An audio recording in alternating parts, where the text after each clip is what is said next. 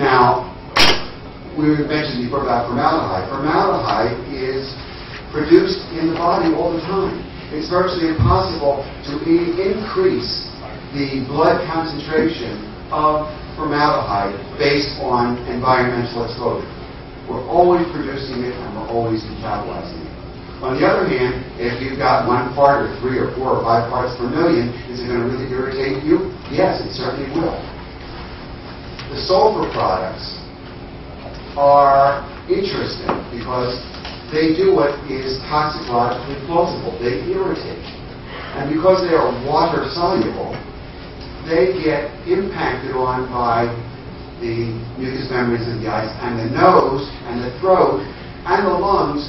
But if they do get solubilized out, it's more likely that their effects are going to be limited to the eyes and the upper respiratory tract rather than the lungs. Now, if you get an overloading exposure, yes, it will get into your lungs. But for the most part, if you have somebody say that, yeah, my lungs are terrible with this, but my eyes and my nose weren't bothered at all, that's not this.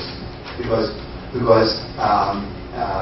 water-soluble off gases, sulfuric acid, is in fact going to impact on your upper respiratory tract first.